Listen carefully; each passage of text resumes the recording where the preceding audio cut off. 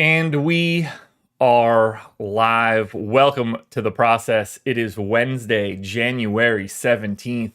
I am Josh Engleman here to break down a 9-game if you play on DraftKings, 8-game if you play on FanDuel slate. Finally get a real one this week after the aborted slates on Monday, just 3 games yesterday. We get back to a real-sized slate for today. It should be fun. Hit that like button, subscribe to the channel. Hit the notification bell so you know when everything goes live, and follow me on Twitter. What's going on, everybody? Good morning.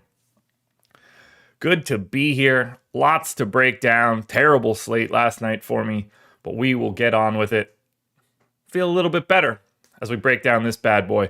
We've got Houston and the Knicks with a 219 total. We've got the 2 latest games on today's slate, both in the 240s.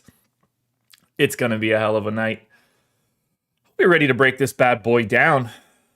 We'll be able to zip through it pretty well. We won't have to dig in the same way that we have over the past 2 days where every single rotation piece matters. Now, we don't have to care as much. We just have to hope we get guys like Grayson Allen right.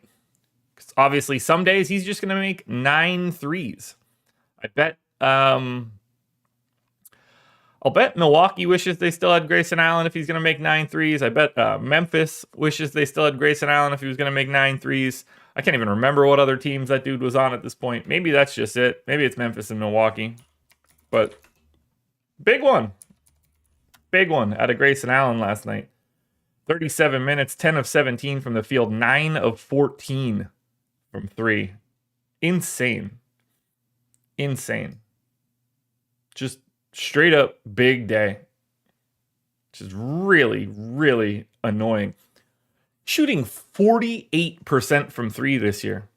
I didn't know that till right now. Grayson Allen is shooting 48% from 3. And it's not like he wasn't good previous to that. I mean, he's a 40% three-point shooter always, but you crank that up to 48. That's real. That's starting to make up for bad defense. Utah. I knew he was on another team first. Utah Jazz. Totally don't remember that Utah year. He does get so many open shots. He is knocking them down with reckless abandon, too. Good for him. What are his advanced stats like? I assume he has a very positive OEPM. Yeah, plus 1.1. Best offensive season of his life. Not surprised. You don't expect the shooting to continue, but at the same time, you expect the shooting to continue. He's not doing anything different otherwise. Still atrocious defensively. Negative EPM guy, but close to an average player. That's solid. Andrew Martinez. Does Siakam fit with the Pacers? Yes. Yeah, look, it's a massive... I said this on Twitter last night. I can't remember who was just I can't believe they give up Bruce Brown for this, or whatever the tweet was. It's not important. Pascal Siakam would be a massive add. I'm not a huge Pascal Siakam guy. Actually, you know what? I'm not a huge Pascal Siakam guy, but last year, 9.5 wins. 2 years ago, 9 wins. I mean, we're talking is he going to get a bit overpaid? Yeah. But we're talking about a dude that's a legitimate, $40 million a year player. An average defending +2 offensive dude. It would be such a, I like Bruce Brown and he fits kind of well, but he's sort of the last dude you want to add to a good team. There's no, to add Siakam, that's let's say that everybody on the Pacers right now makes the Pacers an average team. You would expect them to go 41-41. If you remove Bruce Brown and add Pascal Siakam here, we're talking about turning that team from 41-41 to a 46 or 47 win team. That's not easy to do. Probably 46, a net 5 win game. That's crazy big. And you expect Pascal Siakam to be better offensively than he ever would before. I mean, no one's going to set him up better than Tyrese Halliburton. You're hoping that you can get Pascal Siakam back to even just 2022 or 2019 or 2020 when he shot like 35% from three. Last 2 years, 31 and 32. You get him up to league average and things become a real issue. But he's also never played on a team that has any real spacing. He's always had spacing issues and non-shooters around him. You get Miles Turner as a floor spacing five. You get Halliburton, who they can't really shade off of, or he's gonna cook somebody. It would be Pascal Siakam stepping into the unequivocal best offensive environment he's ever seen. The problem is, he's 29, gonna be 30, and they're gonna have to give him a giant bag. And my guess is the best of Pascal Siakam is behind him. But at the same time, if you're the Pacers, what else do you do? Like, you got to take the jump so that other people will think they can go to Indiana and continue the jump. If you don't take the jump, you'll never get enough. They don't have any path to add anybody like this in any other way. So you kind of have to do it. I posited on Twitter last night, I wonder if they could route Bruce Brown to Golden State and then have Golden State move Wiggins to Toronto. I just don't know if Toronto would want Wiggins. But if you want to just grab some comparable salary dudes and grab a Canadian dude, I think it'd be interesting. You know, Bruce Brown, like Golden State sucks, so it might not matter. You might be trying a third team. Here, put it this way. A third team should be trying to get Bruce Brown. What team that is, I don't know. But a third team should try to get Bruce Brown. The Lakers do not need Bruce Brown. That is, of the Lakers' needs, it's not Bruce Brown. Would it help? Sure. You want to swap him out for D'Angelo Russell, who's probably the only guy that it could be done for. But I don't think that's the move. Let's think about it here.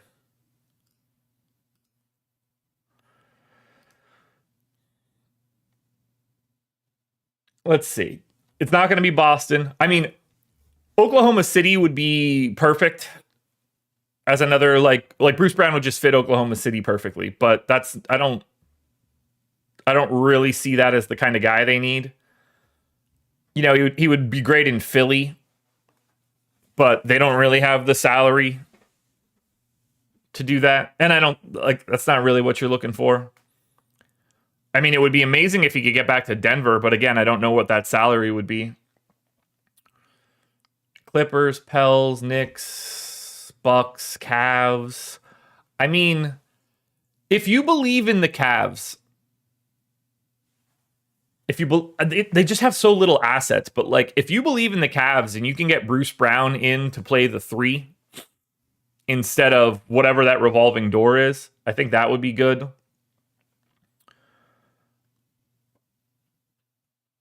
There's not a lot of great natural fits for Bruce Brown. Like, obviously, Phoenix would be incredible, but they don't have an asset to save their lives. I mean, like, if you're Sacramento, do you try to get Bruce Brown for Harrison Barnes or something like that? Christopher, why would Bruce Brown go to Portland? Bruce Brown is the opposite of a dude that should play for the Portland Trailblazers. If Bruce Brown goes to Portland, he won't stay in Portland. That much I can tell you. You got to think about what kind of player Bruce Brown is and where you want him to play. Bruce Brown is not helping bad teams. I like the idea of getting him to Oklahoma City.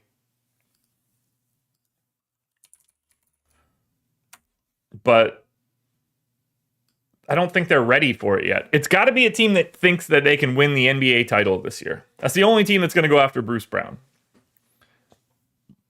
Bruce isn't helping anyone. Best of luck to you in the rest of your life, Christopher. I mean, what are we talking about here? We just watched that guy get a ring with Denver as a key cog to a championship winning basketball team. If you think Bruce Brown isn't helping anyone, you should stop watching basketball because I don't know what you watch for. Guys that can defend 1 through 5 don't grow on trees.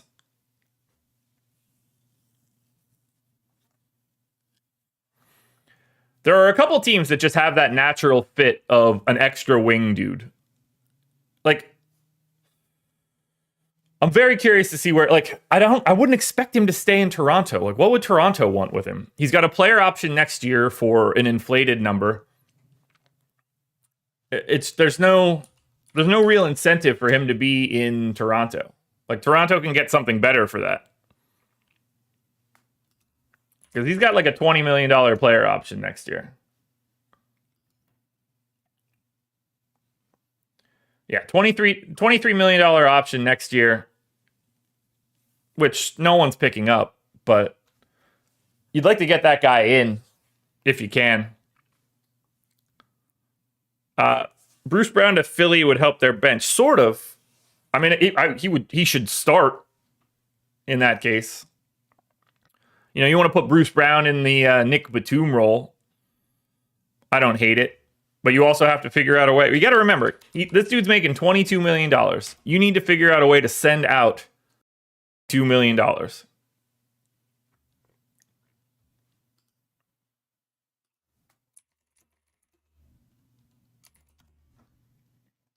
$22 million. So if you wanted to do it to Philly, you got to go Marcus Morris and Furkan Korkmaz, but you're going to need to attach a first for it. Is that the way that Philadelphia wants to burn a first-round draft pick? I doubt it. Can't get 20 minutes a night on Indy. By the way, Bruce Brown on the season, 29.7 minutes per game in 33 starts for the Indiana Pacers, just a hair north of 20. But again, we can just keep saying false things in chat as if we know what we're talking about. Let's try that. 29.7 minutes per game for Bruce Brown. Just out of curiosity, if you take a peek at their current table, he plays the second most minutes of anybody on the team. But, you know, go with whatever you want, man. That's fine. Pick whatever you want. Make the narrative fit for you. Yeah, like, I would like it for Morris and Korkmaz, but I don't think Philly would want to give up a pick.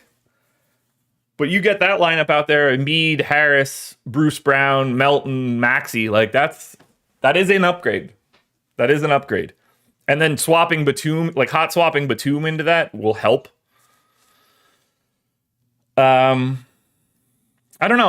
I'm interested. I just wouldn't expect him to stay on Toronto. I don't know what Toronto would want with that. I mean, maybe they're big Bruce Brown. I mean, they like those kind of guys, but they kind of have enough of it. Anush, we don't have to let facts bog down truth. You know, why would we want to do that? Why would we want to let facts get in the way of a good old-fashioned terrible argument?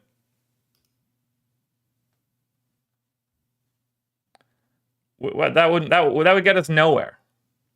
That would get us nowhere. What would be the point?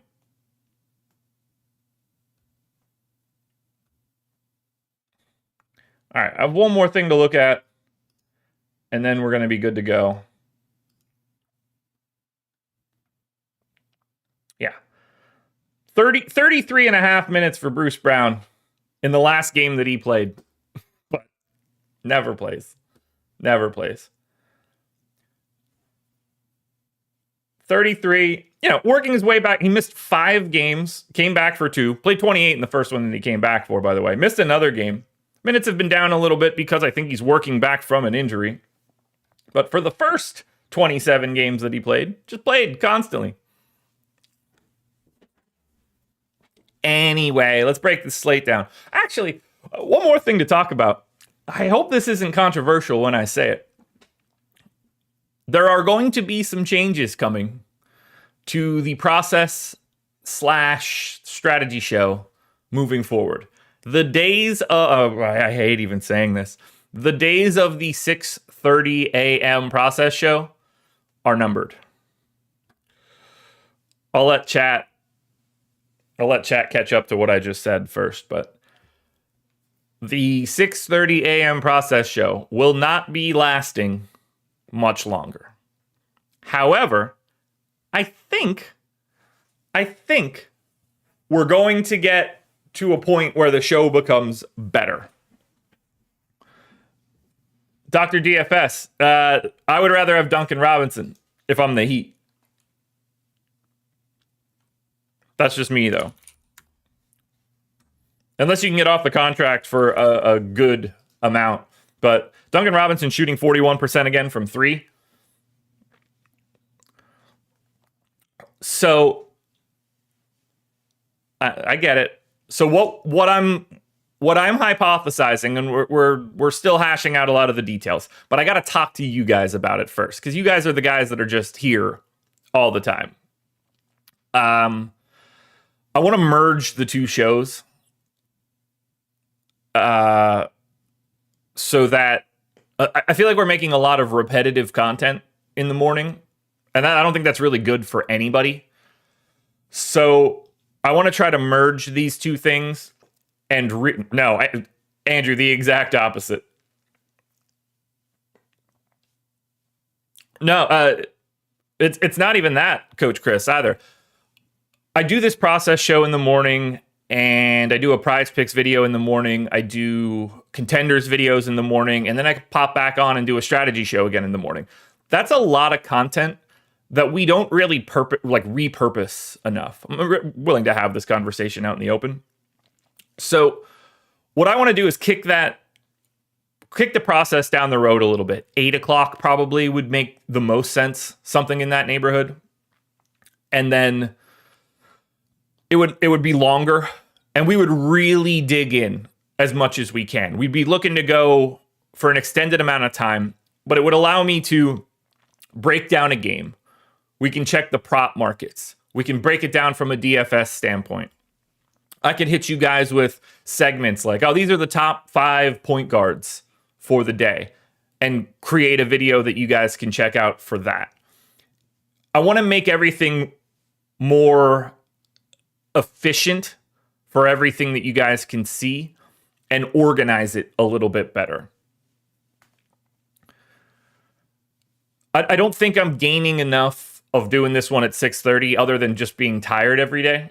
So we're talking about it now and trying to figure out what's the best way we can do that so that we can hit everything. We can break down bets and pick'em sites and DFS all at the same time. We can get the full context of the slate.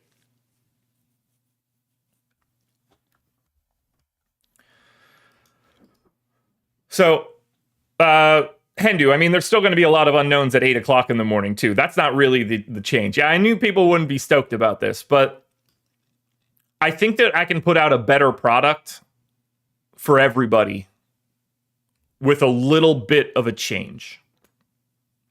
We'll see. I want to get better information out. That's all I want to do. Anush. Why don't I post my sim results on Twitter before lock? Because I'm lazy. Nothing else to say. When I build my lineups, I mean, honestly, if I want to be honest, a lot of it has to do with the fact that I'm pretty burned out by the end of the day. Like, everything that I do in the morning up till 11 o'clock, it's a hell of a run for the first 5 hours of the day. Popping back for deeper dive, prepping my stuff. Like, sometimes I just don't have time. And sometimes, like, I just don't want to tweet. All I want to do is get my lineups in and get the hell away from my computer. So I'm hoping that this would also, like, take a little bit of the burnout away from doing a lot of repetitive content. So that could change. Daniel Crane, how long will the new show be? Any length, really. You know, on a 3-game slate, it might be relatively short. You know, 45 minutes. On a 10-gamer, we could go as long as 2 hours. The floor would be totally wide open. Dr. DFS. We used to have that. It didn't get the traction that we wanted it to.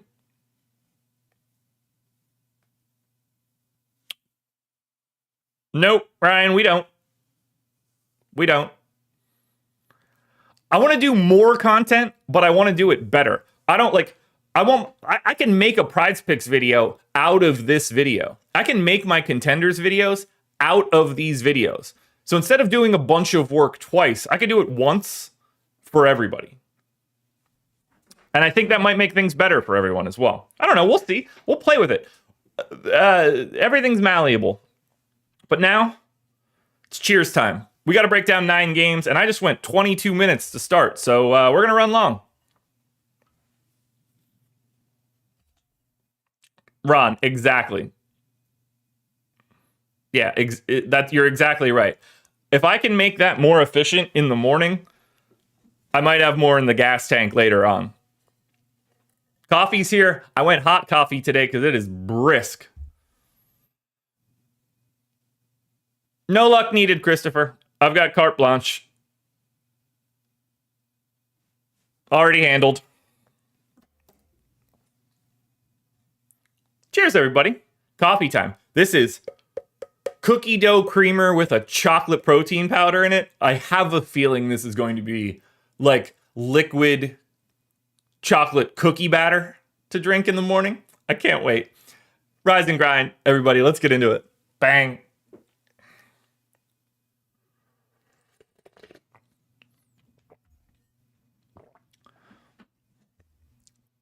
Started that Sunday show and you must like it.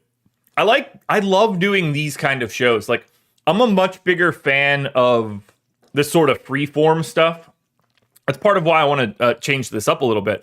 I like just throwing the camera on, shooting the shit, popping in and talking about Bruce Brown for 15 minutes and different trades and who can go in, hop into this, break down a couple teams, look at some props, maybe grab somebody a parlay card or a Prize Picks card. Like, I think that I can do so much more if we just sort of like remove the constraints a little bit. I want to give you more for the same amount of time that I'm putting in. I think I put in a lot of time, but I don't think there's as much utility in the time that I put in for you guys. And I think that we can change that where I can put in a comparable amount of time and we get way more out of it. Like, nothing's ever going to stop me from wanting to break down slates like this. But I think we can squeeze more out of it as we do it. But for now, let's break this bad boy down. First one up. Minnesota Timberwolves, 11.5 point favorites in Detroit, 223 total. I need to close some of these Bruce Brown windows that I have up now. There we go. Need to pull up that injury report for today. For Minnesota, Anthony Edwards questionable. Everybody else is available. Probable tag on Boyan. Questionable tag on Danilo Gallinari, which I guess I'll have to change those Detroit guys. Q tag Gallo, Q tag Muscala. Cade's still out, obviously.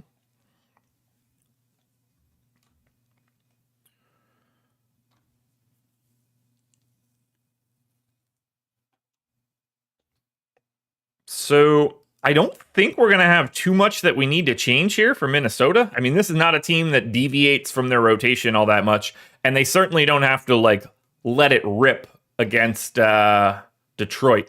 Now, no Jordan McLaughlin last time out. Minnesota went ahead and cut their rotation down to 8. That feels like something they're not going to continue to do. That just doesn't seem correct to me. But they didn't play him. I just don't know what the answer to that is. I think you ramp up Slow-Mo's minutes a little bit. And maybe you ramp up Nickeil Alexander-Walker's minutes a little bit. But Conley's not going anywhere. Edwards in for 36. I got 32 for McDaniels. That seems fine. 33 for Towns. That seems fine. I got, 22 for Reed, fine. 33 for Gobert. I don't have much else that I want to change here. So rates can all stay the same for Minnesota. Not many other changes here.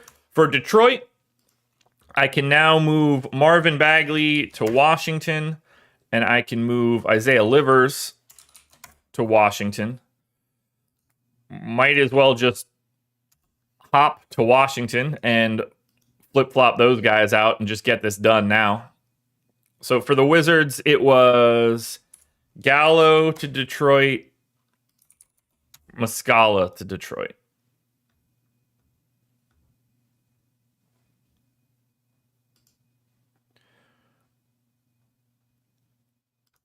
Now we can get back into it. All right. Sort by team. Sort by name. Now we're good. What a trade that was, by the way. Just trash for trash. It's hilarious to think about. All right, Detroit.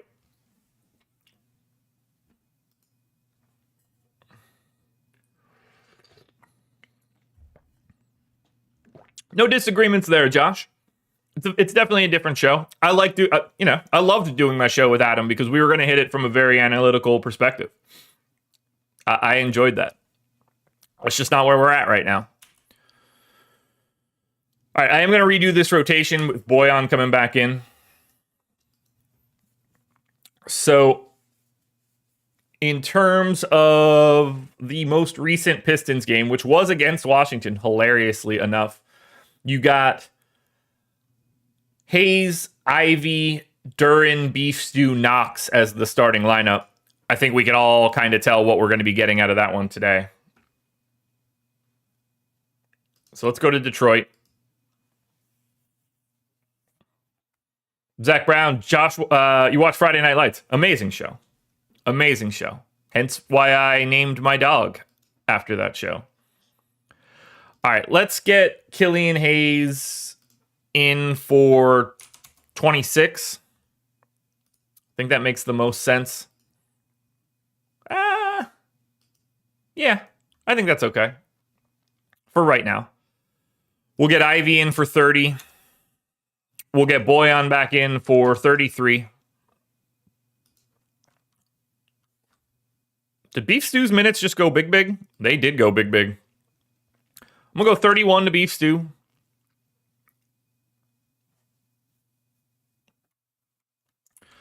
And then we're going to get Duren in for 31 as well. Wiseman played 15 minutes last time out. He was largely the direct backup to Duren. And then they were willing to also have Beef Stew out there. So I think something like 14 works. And then the rest of those Beef Stew minutes just get kicked over. No, I didn't name the dog Buddy Garrity. I named him Riggs.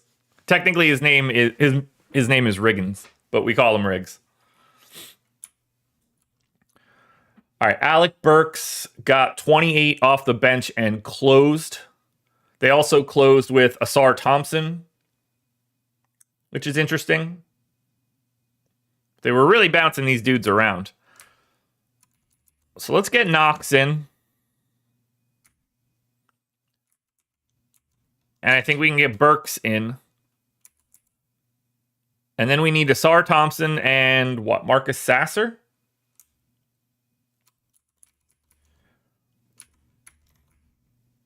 This isn't too bad, actually.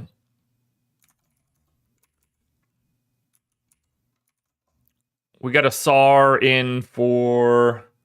Let's see, he played 27 last time out.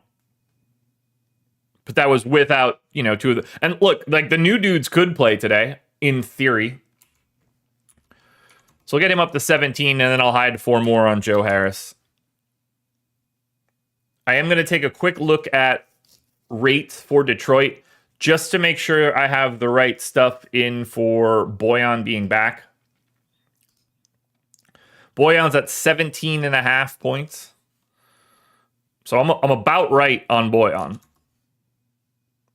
Ivy is at 17.5, so I'm good there. Beef stew is at 9, so we can go ahead and bring him down pretty considerably. I am going to take that minute back off of him and stick him at 30. And then Duran's at like 14. Yeah, I'm okay here. Let's take a look at game 1. And this is going to look terrible for Detroit anyway, so we shouldn't really care. For Minnesota, we have Anthony Edwards is 8,300. That is absolutely a priority today. I think you get to a lot of him if you can.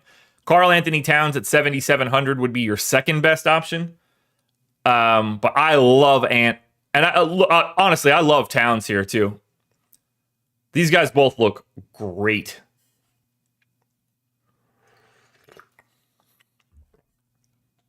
It's almost like facing a top 10 offense and a 29th ranked defense is good. 106 implied total for the Pistons. Just that's going to be either that should be the lowest. I guess it could be Houston, but one of the two. Knicks will be low too. Love Anthony Edwards. Like a lot, Karl Anthony Towns. Probably won't be playing much of the Pistons. If you are, it's Duran and it's Ivy. But even still, you're probably not getting to much of the Pistons. Should not be a surprise either. Orlando and Atlanta.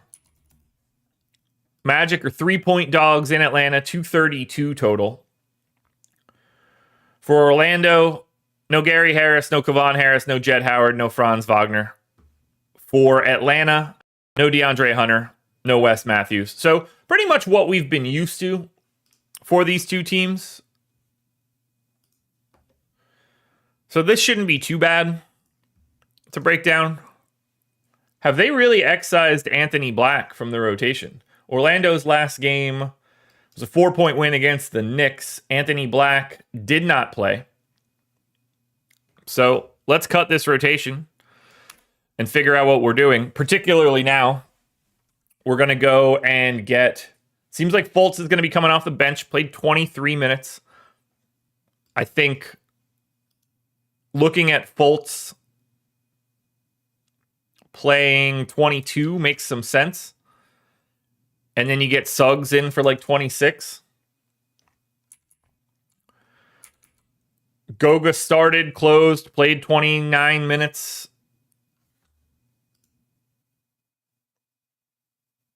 I think like 26 for Goga makes a lot of sense. They took Mo Wagner clean out of the rotation. So, I don't know, 26-22 for these guys. They actually played alongside of each other a little bit. Like 2 minutes worth, which I don't know why they would be doing that. But they did. Paolo then can immediately go in for his 36. We get Okeke and Houston in as the next two starters.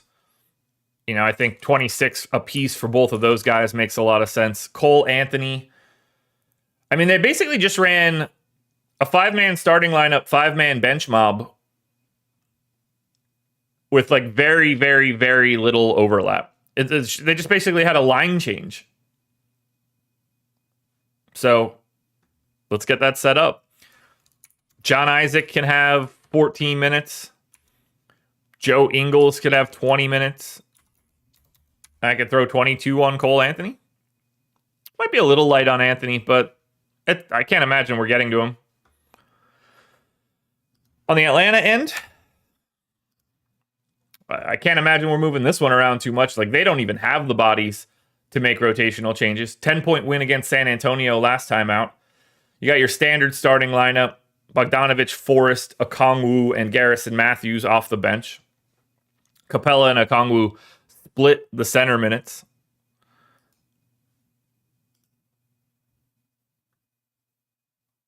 Yeah, that makes sense, S&P.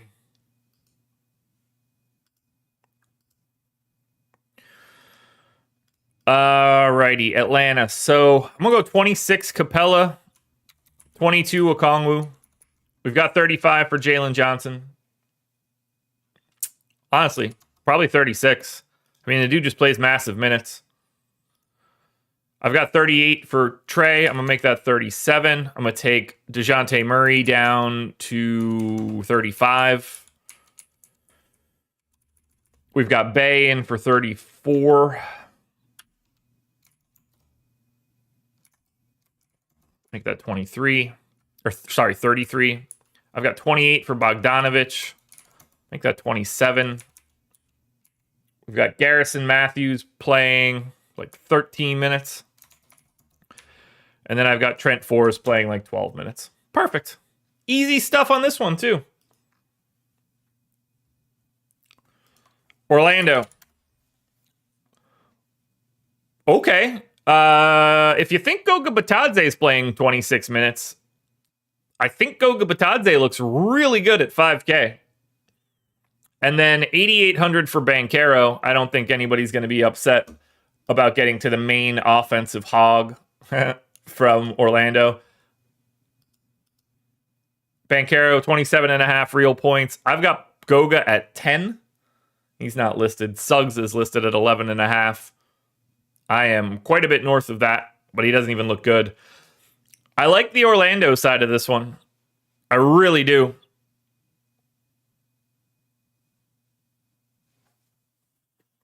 In terms of Goga and Banchero. Goga and Banchero look a lot like Anthony Edwards and Karl Anthony Towns.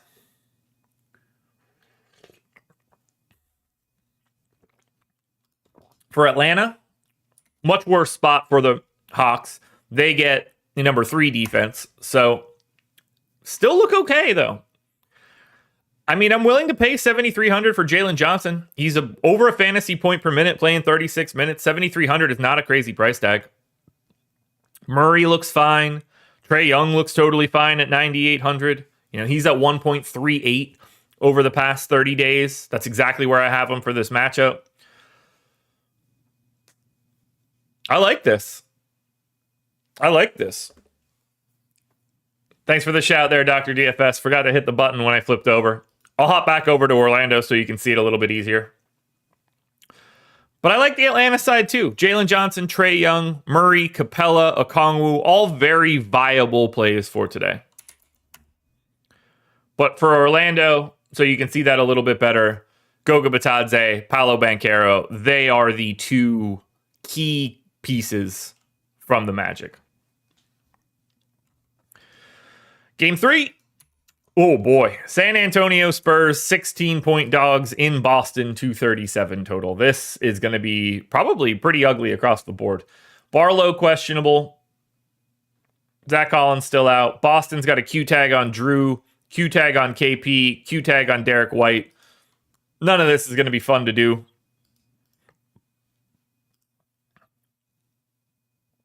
So I don't have too much I want to change here. I'm going to take Trey Jones down to 29.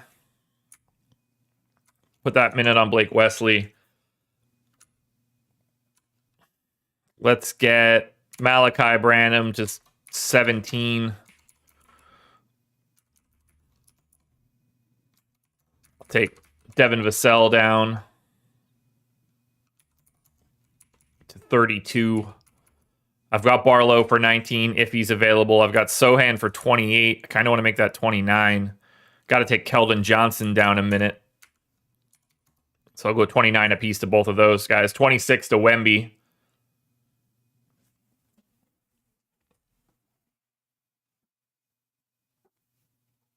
Oh, Josh, I appreciate that. Still working on, I've changed everything about the way that I'm technically producing this show. So I have a lot of tweaks that I still have to make because I haven't been doing this long enough recently that I have all of my settings and things dialed in. So I do appreciate that. Let me know when you're seeing it.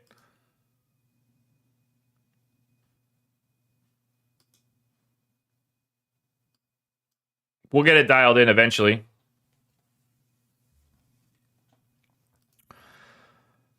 I don't think I have any other real changes that I should make here for the rest of this team. So we'll go, and they're going to look just dreadful besides Wemby. So we go to Boston. I got to reproject the whole team because Jaylen Brown was out last time. I wonder if... Can I make any changes while I'm doing this show? I don't think I can. Please don't disconnect me. All right, we'll see. Boston starting line, or Boston rotation in general, should be very, very easy to break down. So we can go Derek White, 32 minutes. Peyton Pritchard, 20 minutes. KP in for 31. Luke Cornett. Did they cut Cornett recently? No. We'll get Cornett in for 15. Horford can have the other 2. We'll get him to 24. Get Tatum up to 36. We'll get Jaylen Brown in for 34. We'll get Drew Holiday in for 32. I mean, this is not that kind of game. And then we can get Hauser in for 16. I want to take a quick peek at Boston props if they even have them. Brown at 22.5 points.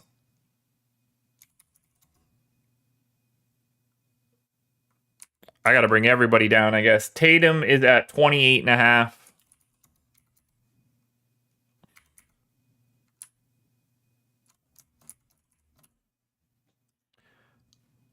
I got to pull the Boston rates. My bad, guys. Got to pull them. If Drew Holiday, Kristaps Porzingis, Jaylen Brown, Jason Tatum, and Derek White all start, I need usage rates.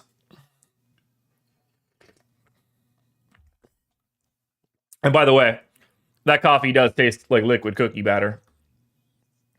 Tatum at 29.5, Jaylen Brown at 27.5. Maybe I need to take another minute away from Jaylen Brown. Feels weird, but we'll do that for this particular matchup. Drew is at 16.5. Bring that down. KP is at 23. That looks fine. Al Horford is at 12. That looks fine. Derek White is at 17. That looks fine. So, for San Antonio, reminder, 16-point underdogs against the number 2 defense. This is not good. Not a good spot for them.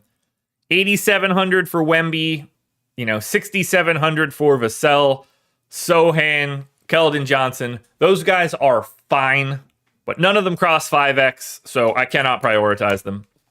For Boston, I think I might like Jason Tatum a whole hell of a lot. I got him in for 8.4 rebounds. His prop is 8.5 to the over. I have him in for 4.5 assists. It's 5.5 to the under. Jason Tatum looks amazing at 9,500 here against San Antonio. Put him in that same pool with Anthony Edwards. Put him in that same pool with Paolo Banchero. I'm more than okay paying up to a $9,500 small forward, power forward Tatum. And then Porzingis, Holiday, Brown, White. You want to work those guys into lineups when you're facing a San Antonio team. If you happen to get one or two of those starter dudes out, then this is just going to look amazing. You're going to be getting to a Sam Hauser, probably getting to a little bit more Peyton Pritchard. Whatever guys are in, you still get to the opposite side. But Tatum is a priority to me. Is blowout a concern? No more, it's not anything that I ever pay attention to. That should be handled in minutes projections. Yeah, I'm going to get to a lot of Tatum. I like that spot. Let's get to the next one. Milwaukee and Cleveland. Bucks are 4-point favorites in Cleveland. 237 total. For Milwaukee, only Ty Washington is out. For Cleveland, Garland out, Mobley out, Karis LeVert questionable. Now, last time Milwaukee played, they didn't have Middleton, so I'm just going to quickly cut this rotation. We're also going to have to reproject some rates. So let me go ahead and pull rates as well. Milwaukee, when Dame, Middleton, and Giannis all start. And now we could hit the rest of these minutes. So we'll get Dame in for 36, Giannis in for 36, Lopez in for 33, Portis gets the backup, and 7 more.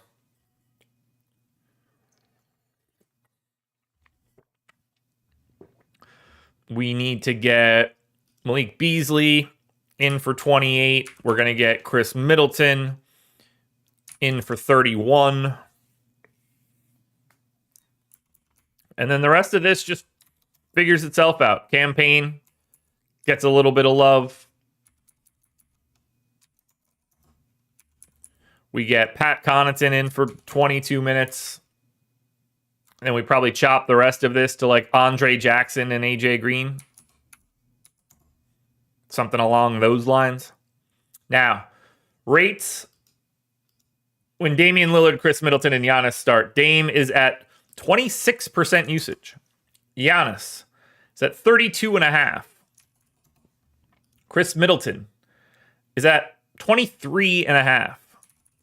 Malik Beasley is at 13. Bobby Portis is at 20. And then Brook Lopez is at 16. That should be good for Milwaukee.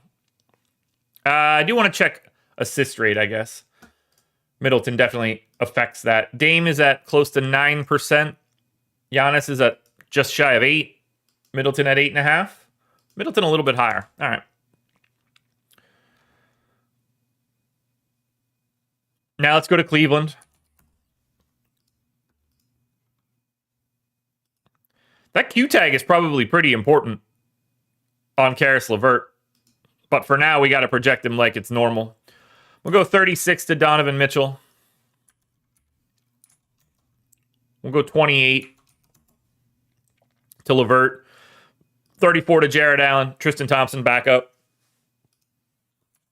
Dean Wade to 23. Not that it matters. 20 for Niang. 28 for Okoro. 34 for Strus.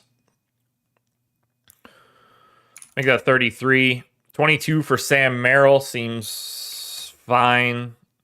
Hide 4 minutes on Craig Porter. Not a lot you got to break down there for Cleveland. Easy team. So the Milwaukee Bucks are fine. Giannis, 11K power forward center. It just seems way easier to get to a Jason Tatum, an Anthony Edwards, a Karl Anthony Towns than it does to get to Giannis. That's not me telling you not to play Giannis. In case you're curious, Giannis, really good at basketball. Dame's fine. Brook Lopez is fine. Middleton is fine. But look, a matchup against Cleveland. Number 4 defense, 25th in pace. This is about as bad as it gets. You don't have many matchups worse than this. So,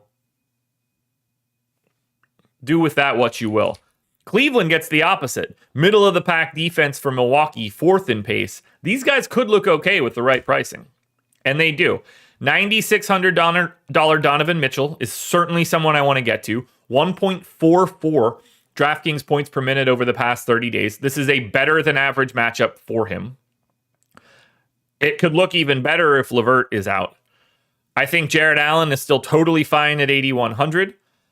I tend to be okay with the idea of getting to Isaac Okoro. I probably should take a minute away from him just to soften that. Get him down to 27. But still, reasonable enough value option. But Donovan Mitchell is a priority at the pay-up spots in the same way that Edwards and Tatum are. Jared Allen is a great center option, but we will have no shortage of center options. Wade? No. Oh, shit. Josh, that's a good call. I forgot I read that yesterday. Yeah, Jay Crowder is back for Milwaukee.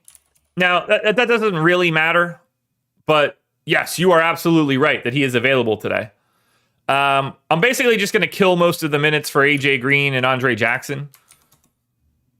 I'll give him 14. I totally forgot that news came out. So just if we look at Milwaukee, I added Crowder. He's 3,700. I don't think we can expect him to play enough.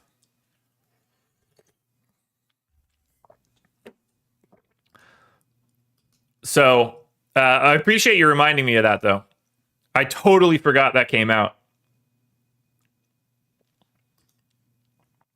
All right, Houston. What am I getting sent here?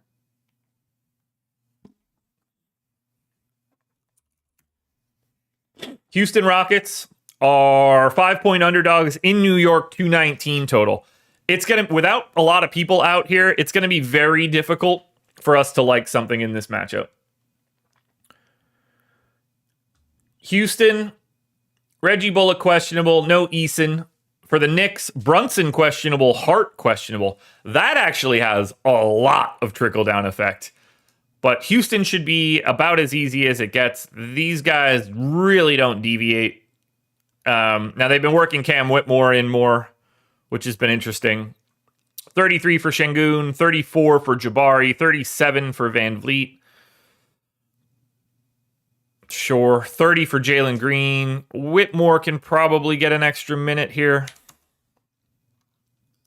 Get him up to 20. Amin Thompson can get up to 16. Not a lot to talk about here for Houston. Remember, these are going to be two of like the 4 lowest implied totals for the slate. Now, the Knicks will look different if Jalen Brunson doesn't play. He's missed the previous 2. You have the ability to get to 36 minutes a game of Miles McBride if Jalen Brunson isn't in. So I don't know what McBride's price has gone to, but he will be a value play you would expect. For now, though, I think we project this team the way that we always project this team. I don't really think I'm going to even make a single change to what I have in here right now.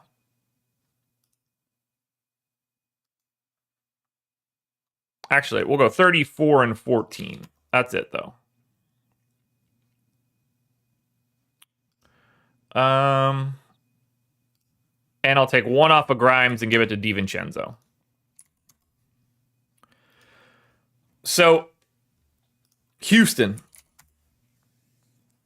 Ooh, really like a $7,900 Alperen Şengün. That is a price that's too low for him. I think that's the best center play we've seen so far.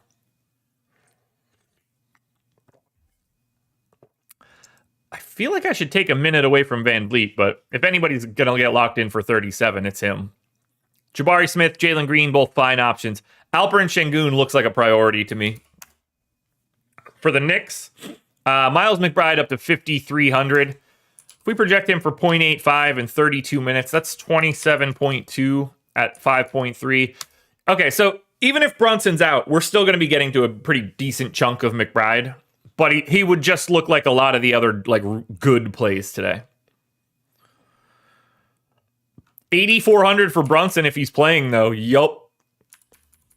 8,900 for Randall looks good, too.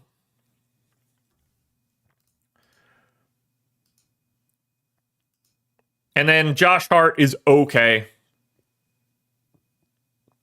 Don't have much interest in anybody else here. It's Brunson and it's Randall. All right, hit that like button if you haven't done it yet. We are 5 games through, 4 to go. How many people do we have in this house right now? We got 147 people in the house, 38 likes. I don't ask for likes enough on the show anymore, so hit that thumbs up if you haven't yet. That would help us out tremendously. Let's get to Miami and Toronto.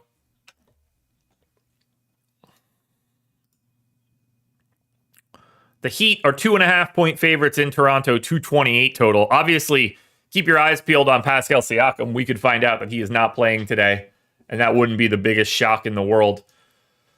All right, Miami injury report. Let's do it. Who is it today? Tyler Hero available. No Jaquez. No Love. Ooh, Lowry available. Martin available. So they have everybody except for Jaquez and Love. All right. That's better. Right? That's a better deal. Jimmy Butler came back and played 40 minutes. This league is so stupid. Oh, S&P, that hurts. All right, Kyle Lowry in for 24 minutes. Bam Adebayo in for 36. Backup center run.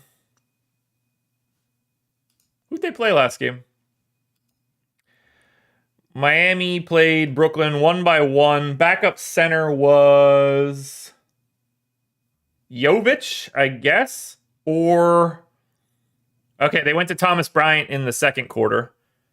And then Bam just played the final 100 minutes. So, sure, that makes sense. 37 to Bam. We'll give Thomas Bryant one rotation. The other minutes can go to Jovic. Jovic only played the first quarter and third quarter. These dickheads.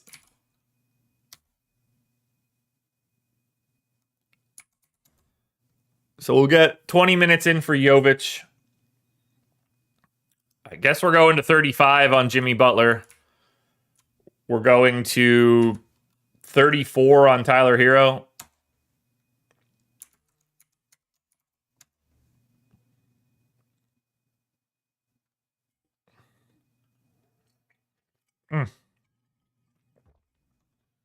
Coffee's so good right now. All right, Haywood Highsmith came off the bench, played one rotation, didn't play in the second half. This team, I hate this team so much. I really, really do. I guess we get Jay Rich in for like 24. And we get Duncan Robinson in for like 24. And then we get Caleb Martin in for, what, like 26? Leaves me 11 for Highsmith. That'll work. I legitimately can't stand this Miami team. They are infuriating. For Toronto, everybody available? Grady Dick, questionable. No Jake Puddle, still. Gary Trent, questionable. So yeah, everybody is in for Toronto. Which means we're probably not going too crazy here. So Thad Young, we could really walk those minutes back a bit. Last Toronto game was a 9-point loss to Boston.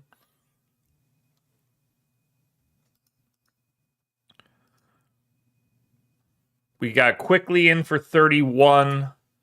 Schroeder in for 29. 23 for Trent. 34 for RJ Barrett.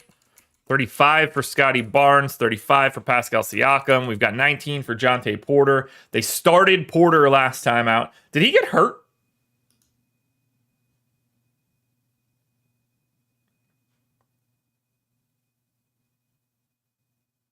They didn't play. He picked up a foul. He had a turnover and a foul in the first 10 seconds of the third quarter and then never saw the floor again.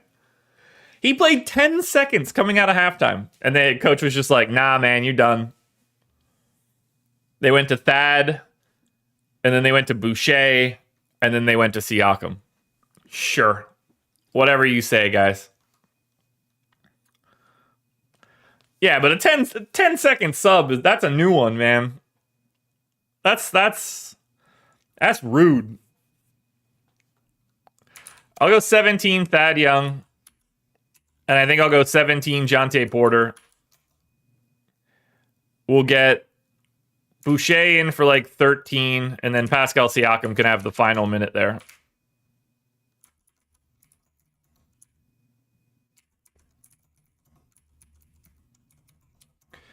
And that leaves me 6 minutes left over on who?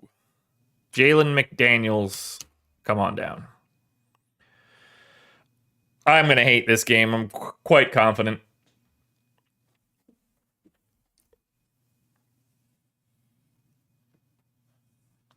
Loving life. They have no way to get him.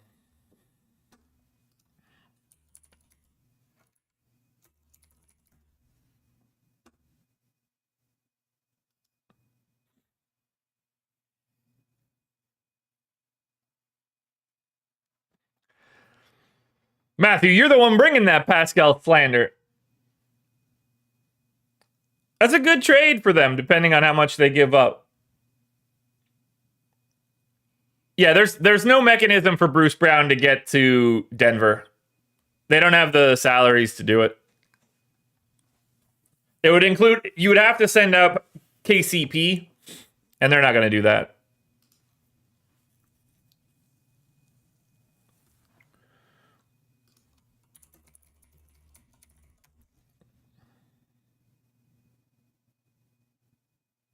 Yeah, we're getting there. We're getting there.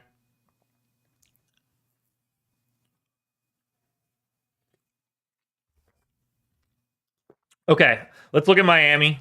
Please don't like anything. All right, 9K Bam. I will never mind playing Bam.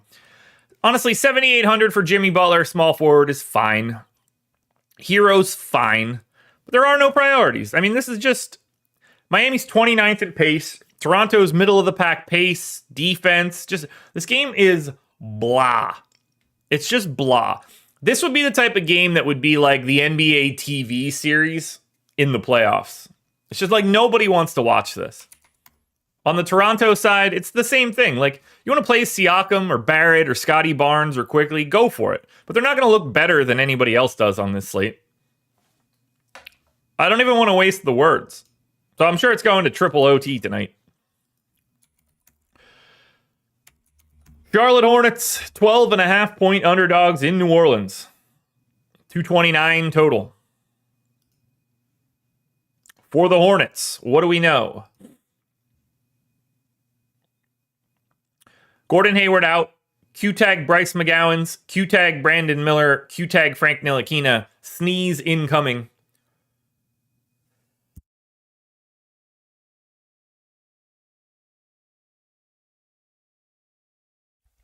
That might be the best sneeze I've ever had. I couldn't be happier. Couldn't be happier. Felt great.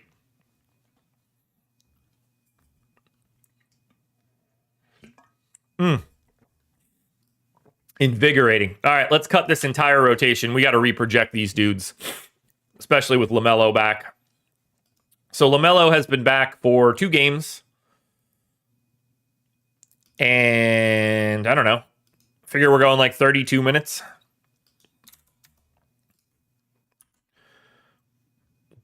And then we say like Ish Smith backup point guard.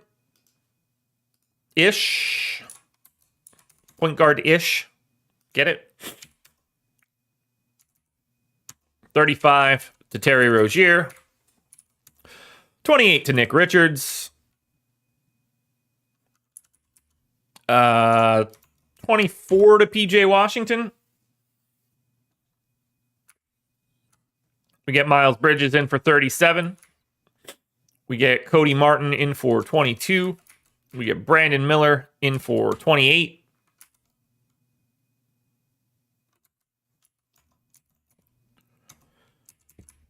And then who's left? Nick Smith gets 13.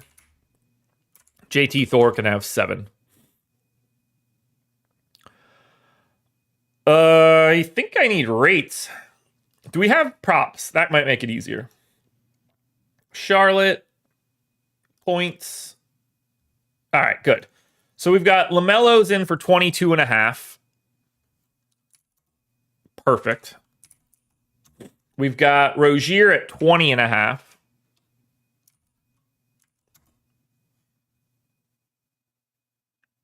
Do I gotta take a minute away from him? Sounds like I do. All right, so that's Rozier. Bridges is at 19.5 to the over. Nick Richards is at about 8. And then Brandon Miller doesn't have a points prop. I think we could leave him where he is. And then we go to the Pels. Now, for New Orleans, everybody's available. So this is just the same team that we normally see for the Pels. Everybody is just here. So let's go 32 minutes to CJ, 16 minutes to Dyson Daniels, go 28 to Herb Jones, 33 to BI, 31 to Zion, 20 to Nance, 25 to Joval, 26 to Trey Murphy, 14 to Najee Marshall, 15 to Alvarado. Is Alvarado not in the rotation now and they're going to Hawkins? Is that happening? Was Alvarado available last time out? When was their last game? That was the 15th. So that's 1, 15, 24. Pelicans box score. ESPN. They played the Mavs. And DNP CD on Alvarado. All right. So we're going to take his 15 minutes and move them to Jordan Hawkins. Done. All right. Sue. Charlotte. Probably heavier on $7,500 Terry Rozier than I should be. $7,400 Bridges, still power forward center. What are we doing here, DraftKings? Speaking of DraftKings, giant thumbs down to the Onyx rewards that came out last night. You screwed me out of the one that I wanted from last year. So, boom to you guys. I don't know what garbage I have to take now. Every single experience is now too many credits compared to what it was last year. So, very irritated. Terry Rozier, Miles Bridges, both look okay. Roll the dice on LaMelo Ball if you see fit. This Charlotte team stinks, man. Dead last in net rating. Good work. For the Pels, if you're playing anybody, that would be $7,600 power forward Zion Williamson. That, to me, is the best thing you can get from New Orleans. Feel free to roster Ingram and McCollum if you want, but they don't look good. 2 to go. For FanDuel, only 1 to go. FanDuel doesn't have the 9 o'clock game. Alrighty, Dallas Mavericks, 3-point dogs in Los Angeles, 242 total. Luka, questionable. Exum, out. Derek Jones Jr., probable. Grant Williams, probable. AD and LeBron, same status they always have. No Cam Reddish, no Gabe Vincent. So, we got to cut everything, and we got to get Luka back in. So, every rate goes away, every minute goes away. And then we start off with Kyrie Irving, I assume straight in for 36 minutes, same as Luka. You know what? In LA, we're going 37 apiece.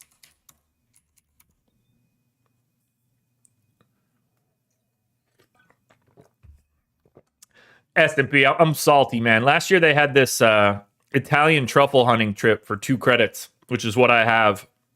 And we are heading to Europe in the summer. I was like, oh, if they run that back, I can grab that, add it to it. No, not even close. It's like 10 different golf trips, nothing else. Everything, I couldn't even get one of those if I wanted to. It's all garbage. It's all garbage. Total garbage. I'm going to hit up my rep and see if it's feasible. I doubt it is, but I'm going to at least try it out. We'll get Lively in for 26 minutes. We'll get Powell in for 16. Oh, yeah, Maxi's back. 14. Yeah, we get Maxi for like 16. The lack of minutes for Grant Williams is becoming like really weird to me. Dr. DFS, thank you. I'm going to start playing with the settings and get everything dialed back in again. We'll figure it all out. Depth chart.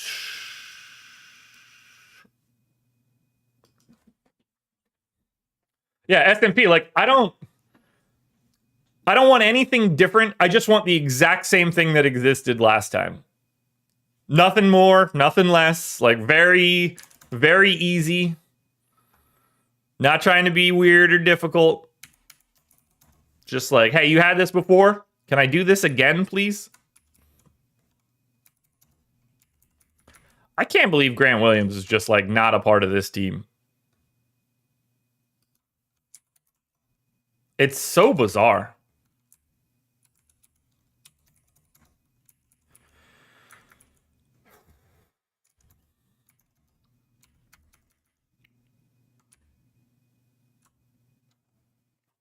I also don't know how to give Josh Green more minutes. Do they come from Powell? They probably come from Powell. All right, Dallas rates. Because obviously these guys are different. So, the only thing that matters are what are the rates when Luka Doncic and Kyrie Irving both start. That's it. They drive everything. We know this. On the year, they're 12-8 when they both start. Luka has played 700 minutes, 36.5% usage rate. Kyrie has played 650 minutes, 29% usage rate. Only other guy I really got to get is Tim Hardaway, who's at 21. Derek Jones Jr., when those guys start, fine. Lively, when those guys start, fine.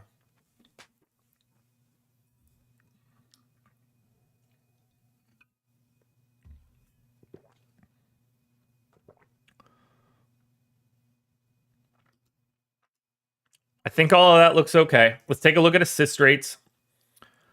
Lucas is fine. Kyrie's is fine. I don't think I have anything else I want to change here. So that's going to be Dallas. They should look decent against the Lakers. But obviously everything changes if he ends up out.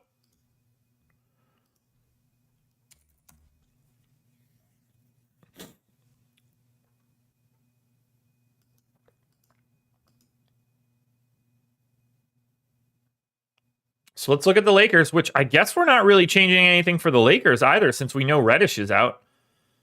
They took Reddish out, and they didn't really change their rotation. They just have these same 9 guys on. Russell's playing much bigger minutes in that time, so I think we got to bump him up. Go to 31.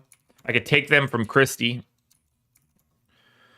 32 for Reeves, 38, 19 for Christian Wood is probably too many. Put another one on Rui. I guess I'm going to give LeBron one in this matchup. But there's just really not a lot to break down for the Lakers without any changes. Dallas, look, 10-9 Luka, sign me up. Lakers are 5th in pace. I like this spot quite a bit. Quite a bit. For Luka Doncic, 10-9. If you have the salary, do it. I think he's the best pay-up option I've seen. It's not out of the realm of possibility that AD becomes that guy, though. Kyrie looks fine. Lively looks fine. Lakers. Yep, I prefer AD to Luka. 10K power forward center. He will be the guy I'll prioritize the most. You've got Russell at 6K. I think he stands out quite a bit with Reddish out.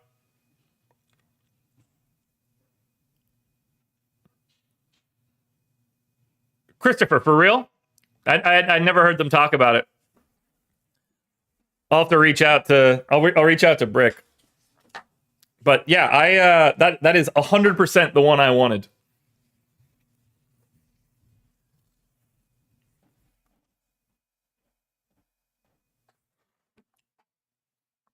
LeBron looks really good too at 9,700. He's right in that exact same bucket as Jason Tatum. Reeves looks fine as well. We got to remember, Dallas 25th in defense. Not good.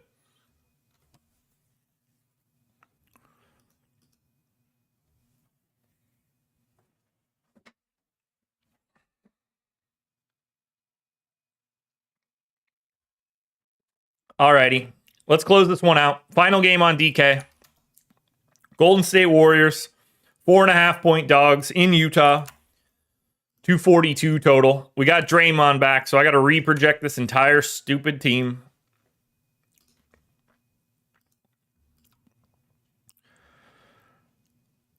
So we're going to go ahead and get Steph in for 34. We're going to get Clay in for 32.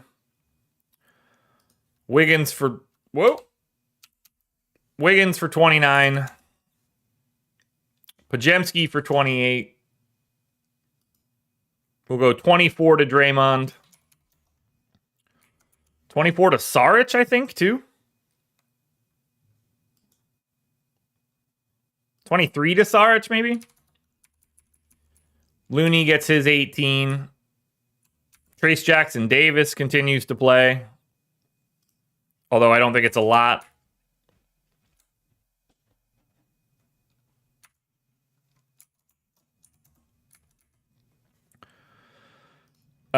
We got to get Kuminga for like 27 or 28 minutes.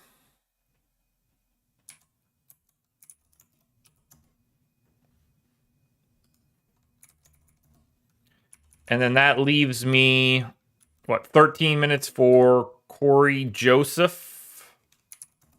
That's probably too many for Corey Joseph, but he's not going to show up, so it won't really matter. I'll split it between him and Quinones.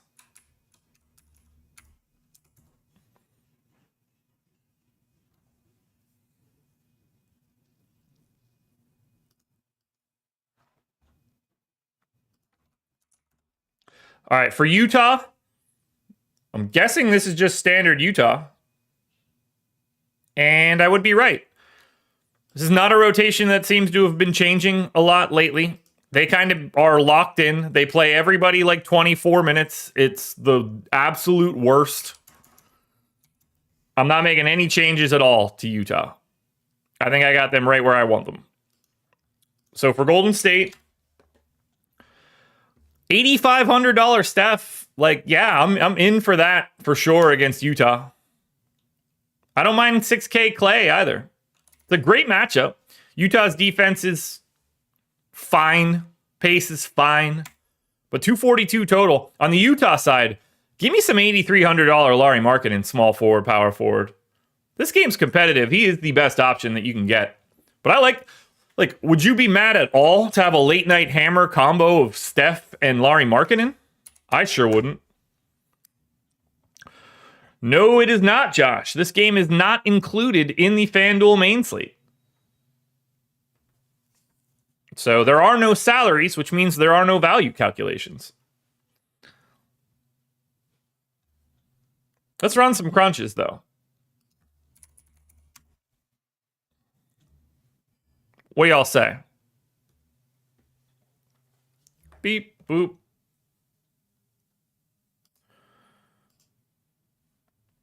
I'm going to grab the projections.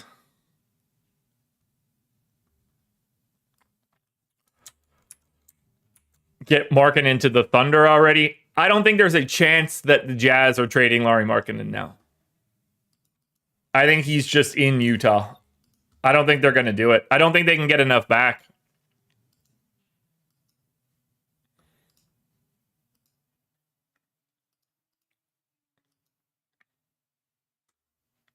All right, optimal lineups on DraftKings. Here we go. 269.9, optimal by 0.3. D'Angelo Russell, Anthony Edwards, Isaac Okoro, AD, Goga, Chris Dunn, Simone Fontecchio, and Alperen Şengün. AD was in all 50. Goga was in all 50. Russell and Okoro both in the 80s. Edwards in the 70s. Dunn in the 60s. Chris Dunn, 4,300. You know, price came down 500. He played 21 minutes. There's something there. If we slap on some randomness and flatten everybody out.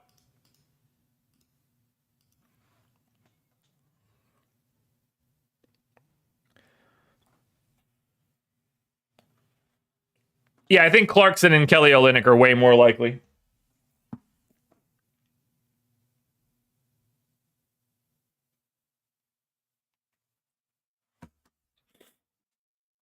Oops. I don't think I turned randomness on.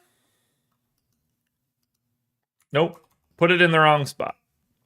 All right, let's try randomness again. There we go. Chris Dunn as like the overwhelming best value option on today's slate. Can't lie. I didn't see that one coming. Chris Dunn is showing up as a value play, which seems weird. Seems very, very weird. I get it for sure, but I think we'll create a bit more value that's better than that. I actually think, based on the prices, I think Goga Batadze might be like my favorite value option today.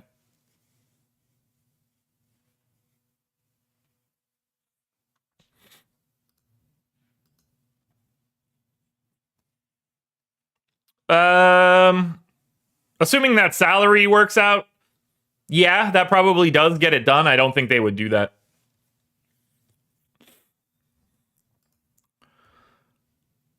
Yeah, look, I like Goga. He's showing up second. This is a really hard. We don't have anything that's like legitimately good right now. Just looking at it the way that I am, I don't see much that like makes me feel good.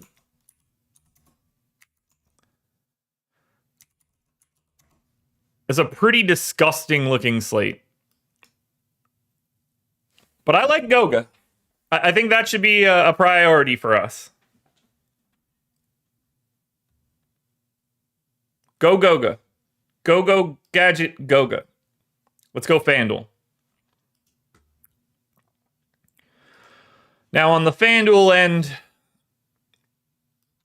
what do we got? I should also save this sheet.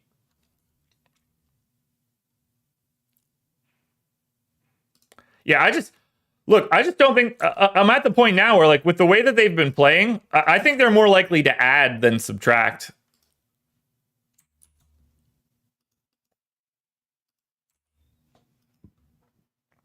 All right. FanDuel projections uploaded. A reminder, last game isn't included.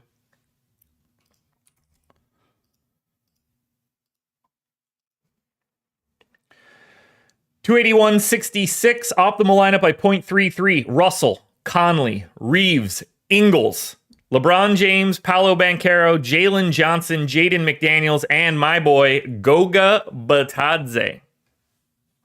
Goga in all 50. McDaniels in all 50. LeBron in 90%. Russell in 80%. Jalen Johnson in the 60s. Devin Vassell in the 50s. If we turn on some randomness for FanDuel, we can close this bad boy out.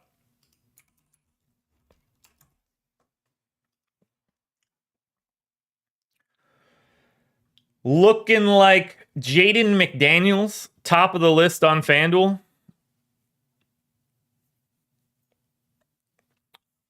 Yeah, S&P. I don't think they can justify selling future talent. Like, I think you can justify Clarkson. You could easily justify Kelly Olynyk. But I don't think they can justify Markkanen now without getting everything for him. I think they like what they have a lot more than we would expect them to. McDaniels 1, Isaac, Ingles, Goga, and Vassell 2, 3, 4, 5. Hell of a day on FanDuel. 8-game slate there. 9-game slate on DraftKings. We are done here, folks. Thank you for joining me once again. A fantastic show. It was great to see you guys. I'll be back with You're Not Winning with Markkanen. Trade him while he's hot. Chandre, ladies and gentlemen. You don't get bad takes anywhere with more volume than from Chandre. Nothing at all. It's perfect. That man shows up and it's like, how can I say something that is truly preposterous? Let's go with this one. That is an absolutely ludicrous thought. Ludicrous. So I'm going to get out of here now before I say more disparaging things. Just know, when he types, it's awful. I'll talk to you guys later. This was the Prop.